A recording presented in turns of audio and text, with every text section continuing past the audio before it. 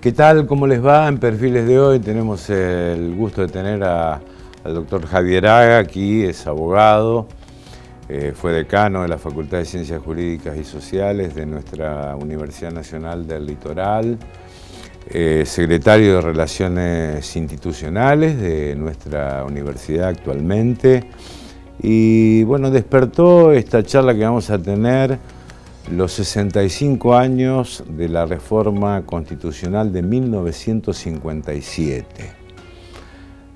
Por muchos ignorada esta reforma, pero incorpora algunos ingredientes desde lo político y desde el derecho, fundamentalmente de los trabajadores, de la seguridad social, de lo social, condiciones dignas de trabajo y del salario, que nos parece muy importante conversar sobre este tema, y recordar el contexto político también en que nació esta reforma, la convocatoria a la Convención del 57, hoy a 65 años.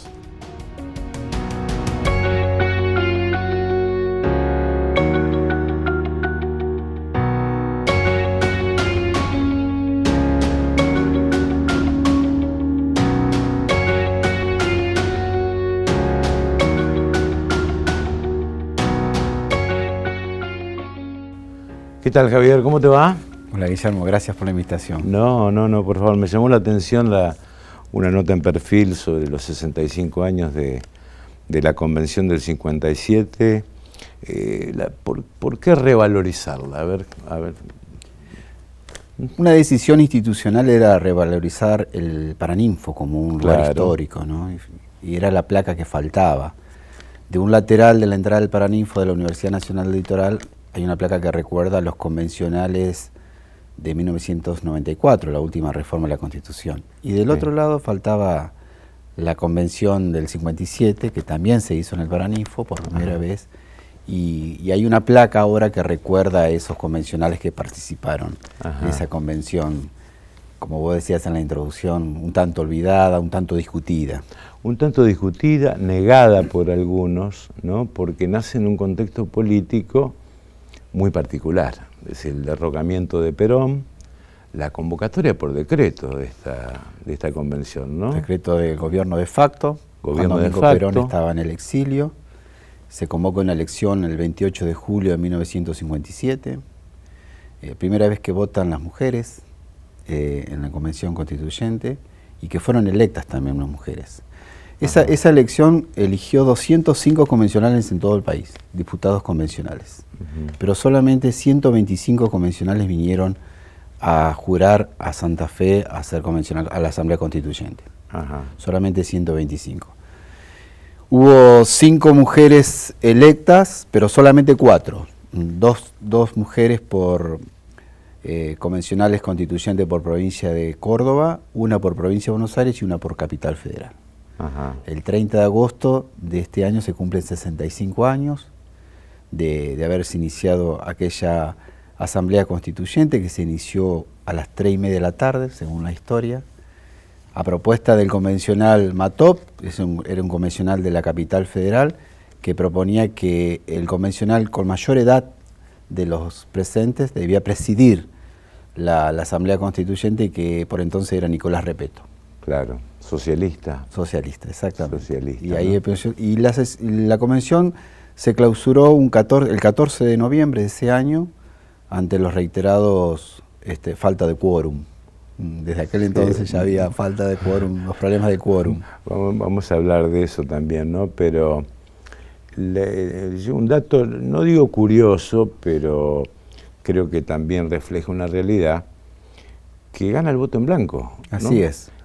Porque Perón dice, no hay que votar, digamos, esta reforma constitucional, ¿no? Y es el más votado es el voto en blanco, o sea, Perón en el exilio. Perón en el exilio, derrocado por un gobierno militar, promueve el voto en blanco, que resulta ganador con el 24,30%, y en segundo lugar se ubicó la Unión Cívica Radical del Pueblo, liderada por Balbín, con el 24,20%, y en tercer lugar la Unión Cívica Radical Intransigente, que por entonces liderada por Oscar Allende. Que después fue el Partido Intransigente. Después fue el Partido Intransigente. En la recuperación de la democracia, ¿no? Así es. PI, el llamado PI. Exactamente, exactamente. Y Oscar Allende y ese sector del radicalismo, la Unión Cívica Radical Intransigente, renunciaron a integrar la Asamblea Constituyente del 57 aquí en Santa Fe. ¿Y cómo pudieron juntar los convencionales? Y si considerás que fue legítimo, bueno, digamos, el hecho político el contexto político era muy difícil, Guillermo, muy difícil.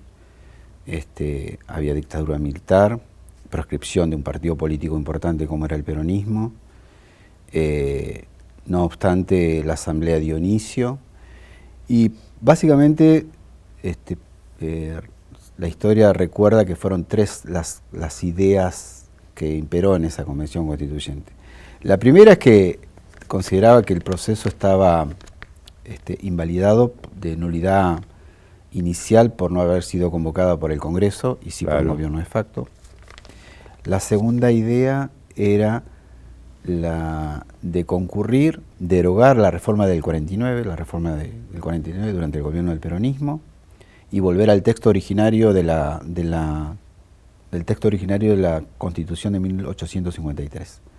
Y la tercera idea imperante en aquel entonces era de volver al texto original de la Constitución de 1853, derogar la reforma de 1949 e incorporarle un artículo, o por lo menos ponerla en contexto con el constitucionalismo social, que se había dado apertura en el mundo a partir de la Constitución mexicana de 1917. O sea, ponerla en sintonía con el constitucionalismo social del mundo. Esa era la tercera idea imperante. Bueno, ¿qué resolvió la Constitución, la reforma del 57? Bueno, imperó que se volviera al texto originario, dejar sin efecto la reforma de 1949, volver al texto originario de 1853, y se le incorporó el artículo nuevo, que se le incorporó después del 14, por eso se llama 14 bis. Se llama 14 bis, incorporando los derechos sociales, los derechos del trabajo, y poniéndola más en sintonía con el constitucionalismo social, para dejar de lado esa idea de las constituciones del siglo XIX, donde imperaba más los derechos individuales, más que los derechos sociales. Ese fue el resultado final, podríamos decir, de la reforma del 57. Sí, y la historia refleja el 14 bis como el emergente de una situación que puede haber sido discutible, ¿no? Así es. Ahora, el 14 bis, señala condiciones dignas de trabajo, salario digno también, el derecho a una indemnización, los derechos de la seguridad social, en fin, derechos laborales y sociales que muchos habían sido ya incorporados por leyes. Así es. Incluso muchos anteriores a Perón también, ¿no? Así es. Esto, en tu criterio, ¿no? Y después con lo que ha sucedido en la historia y trayéndolo a la actualidad también, ¿no? ¿Fue más una expresión de deseos o un mandato constitucional que hay que aferrarse a ese mandato y cumplirlo? ¿Qué te animas a pensar de esto? Yo me animo a pensar que a partir de la recuperación de la democracia en 1983, el Estado legal de derecho pasa a ser reemplazado por el Estado constitucional de derecho. Y eso tiene un cambio, un paradigma histórico, Guillermo, de cómo interpretamos la Constitución, o cómo debe interpretarse en el Estado constitucional de derecho. La Constitución marca un orden imperativo, sus normas son operativas. Significa que podemos apelar a lo prescripto por la ley más importante que tenemos, que es la Constitución, y hacerla operativa, es decir, aplicable al caso concreto, al hombre común, al de todos los días. Yo creo que hasta ese entonces, hasta 1983, la Constitución fue tomada como un sentido programático, como un programa, y no como una operatividad, como algo que se pueda apelar concretamente a la vida de los argentinos. Yo creo que ese fue el gran cambio de paradigma a partir de 1973, que el año que viene vamos a recordar los 40 años. Sí. Esto ya en Europa estaba sucediendo luego de la Segunda Guerra Mundial. Es decir, la Constitución pone límites a la política, la Constitución pone límites al autoritarismo que había vivido Europa post Segunda Guerra Mundial. En Argentina tarda en llegar esta idea de poner en el centro de la vida de los argentinos a la Constitución, a los tratados internacionales de derechos humanos y hacerla operativa. Esto es claro en algunos organismos como la Suprema Corte de Justicia de la Nación, es que a partir del 83 empieza con algunos fallos paradigmáticos a reivindicar, a poner, a basarse en la Constitución, en la interpretación constitucional para resolver casos concretos. Y eso es muy importante. Yo creo que hasta ahí, hasta 1983, vamos a resumir, se lo consideró lamentablemente a la Constitución como un programa. A partir del 83, es decir, con la recuperación de la democracia, como una cuestión operativa, a la cual se puede apelar para resolver los problemas concretos. Y esto es lo que hace la Corte. Ahora, esto tiene que digamos, estructurarse judicialmente. ¿Qué le decís a un ciudadano, a cualquier ciudadano, donde dice, bueno, pero la Constitución marca que yo tengo que tener un salario digno, ¿no? O una vivienda digna, y no la tengo? Es decir, ¿cuál es la respuesta de un abogado, un especialista en este tema? Apelar a la Constitución. Yo creo que lo que la Constitución marca también marca de cómo queremos vivir los argentinos, las argentinas en este país. Y la interpretación constitucional no solamente es de abogados, Guillermo. Eso también es un error. La Constitución marca que la interpretación se la construye entre todos los que integramos este país. Yo le diría a esa persona que hay que apelar a la Constitución ante la falta de vivienda digna y ver que la justicia también puede poner límite, como decía anteriormente, al Poder Judicial, o hacer cumplir la justicia poner límite al poder político y hacer cumplir a los dirigentes políticos lo que prescribe la Constitución, que es ley aplicable, sin dudas, no me cabe la menor duda. De hecho, en muchos casos se ha apelado a eso. Para defender el medio ambiente se apela a la Constitución. Para defender los derechos de los consumidores hoy se apela a la Constitución. Y debe también apelarse a la Constitución para defender o para peticionar una vivienda digna, salud, bienestar, la defensa del patrimonio cultural también, claro, la protección de los pueblos originarios. Más allá de las leyes, la Constitución está sobre las leyes, en la punta de la pirámide. Así es. Hay que entenderlo de esa forma también. No me ampara la ley, me ampara la madre de las leyes. Así es. Y los tratados internacionales, que son ley en nuestro país. Una pequeña pausa, ¿te parece? Y vamos a hablar también de... Se me ocurre pensar en tu carácter universitario, de qué rol deben tener las universidades y la universidad particularmente y la enseñanza universitaria en momentos de crisis. Es decir, crisis política, crisis económica y también diría crisis social, pobreza, ¿no? Y también una suerte de canibalismo sectorial que hoy se ve en la sociedad. Perfecto. Enseguida seguimos con Javier Haga aquí en Perfiles de Época.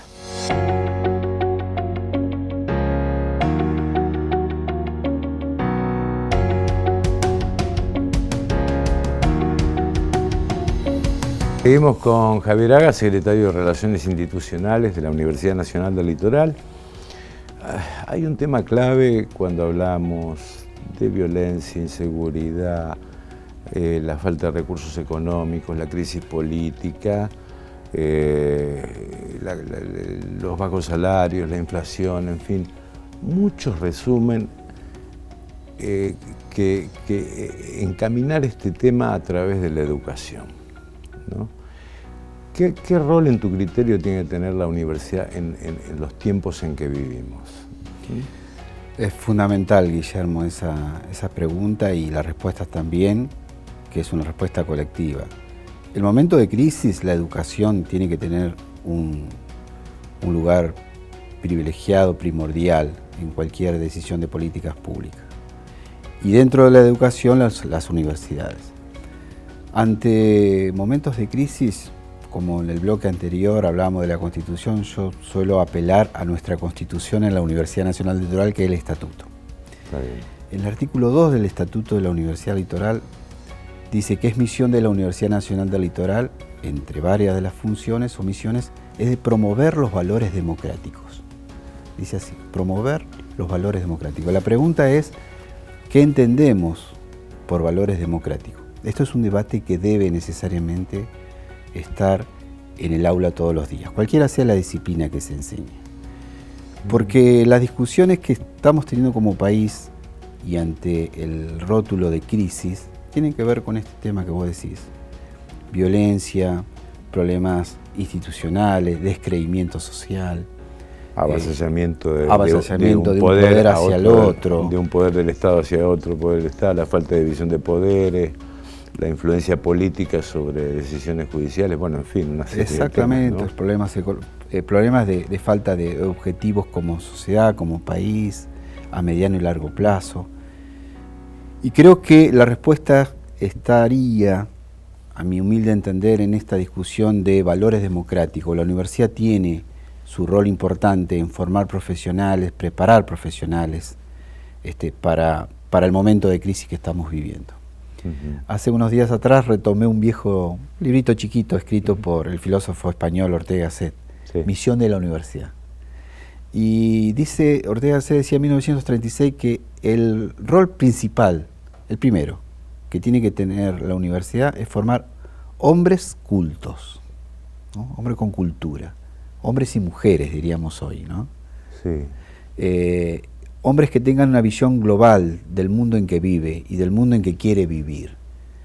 Yo creo que esa es una misión muy importante de la universidad hoy en día, formar hombres y mujeres y profesionales preparados para el mundo que viene y los problemas que el mundo tiene y los problemas que particularmente la Argentina tiene, los que vos enumerabas recién.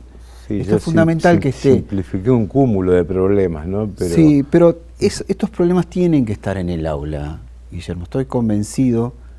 Digo, más allá de la disciplina que cada uno pueda prepararse para el futuro profesional, pero lo que no puede dejar la universidad es discutir estos valores democráticos. Volvemos a los valores democráticos. Sí. La del respeto, la de la democracia como una categoría política que nos costó tanto recuperarla, la del consenso, la del disenso, la de la programación, la del sacrificio, ¿no? La cultura del sacrificio, la cultura del juicio crítico, del rigor ético. La meritocracia. La meritocracia. Y estos valores democráticos es que se han ido perdiendo. Lo que no puede hacer la universidad es dejar de debatir y recuperar esta cultura. Una cultura republicana, una cultura del pensamiento libre, democrático, republicano, inclusivo, ¿no? Aquí la Argentina tiene grandes problemas, entre otros, uno de los grandes problemas es la exclusión social. Grandes porcentajes de pobreza, de marginación. A eso iba la siguiente pregunta. ¿Qué puede hacer una universidad que está viendo que se incrementan los índices de pobreza, que seguramente estamos en una segunda o tercera generación de falta de empleo, de trabajo, y que son prácticamente muy difíciles las perspectivas de llegar a la universidad? Es decir, ¿qué puede hacer o cómo se está viendo de la universidad esta mengua de futuros, yo no digo profesionales, pero la falta de movilidad social de mi hijo el doctor de Florencio Sánchez, por ejemplo, ¿no? Es decir, ¿qué es lo que puede hacer la universidad en este sentido? Si es que puede hacer algo, ¿no? Primero, la universidad tiene que cumplir sus tres funciones fundamentales y básicas, que es enseñar, investigar y transferir. En esa discusión tiene que estar el contexto social donde ese profesional va a desempeñar su vida. Y en ese contexto tiene que haber una sensibilidad, además de la preparación, una sensibilidad social. ¿Para qué? Porque ese profesional seguramente de una u otra forma va a incidir en la toma de decisiones de políticas públicas. Siempre hay un profesional universitario detrás de la persona que toma decisiones a nivel nacional, provincial o municipal. Ahí es donde ese profesional tiene que poner en juego en las decisiones clave y fundamentales para solucionar estos problemas. Eso es una opinión, eso es lo que tiene que hacer la universidad. Ahora, puede tomar decisiones para bien o para mal. ¿Influye, digamos, la cuestión ética en el ejercicio profesional, en la toma de decisiones? Fundamentalmente. ¿Sí? Sí, discutimos, nosotros en el ámbito universitario, particularmente en la facultad que yo hasta hace poco ejercí funciones de gestión, no discutimos ética profesional como deberíamos hacerlo. Y yo creo que no es un problema de abogados o de abogadas el tema de ética, es un problema de todas las profesiones. No, sí. Y de parte de la sociedad también. La sociedad, vivimos en una sociedad de falta de valor ético fundamental, y esto es un debate que la universidad tiene que dar con mayor profundidad y también interpelar a la sociedad y a todos los ámbitos a que se dé esto. Sí. Es un buen motivo que cuando celebremos los 40 años de la recuperación de la democracia, esta discusión esté. Es fundamental. Y en esa democracia dialógica, esa democracia de respeto y de escuchar hacia el otro, tiene que estar la discusión ética de la sociedad en que queremos vivir. Javier, volviendo al tema de valores democráticos establecido en el Estatuto de la Universidad, en otros tiempos, una de las materias de la enseñanza media era educación democrática, que francamente hoy no sé si se da, no se da, si se aborda con los chicos de la escuela secundaria o no, pero ¿no crees que esto tiene que retomarse, digamos, para quien llega a determinados niveles, llegue con esta educación democrática que se enseñe en la escuela antes de llegar a la universidad? ¿No crees que esto debe ser imprescindible hoy en día? Absolutamente, Guillermo, que debe ser necesario. Pero también hay otras urgencias. Sí. A las universidades están llegando jóvenes con graves dificultades para leer, entender y comprender el texto que están leyendo. Entonces, también la educación argentina, primaria, nivel primario y secundario, debemos revisar cómo estamos preparando a los chicos. Educación cívica, como se decía en nuestra época, es fundamental.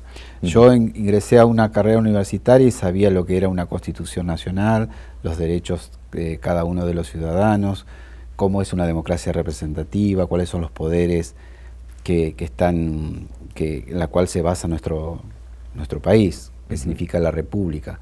Hoy un joven de 17 años que ingresa a la universidad, yo dudo muchísimo que sepas todas estas cuestiones. Eso significa que hubo un retroceso en el sistema educativo argentino.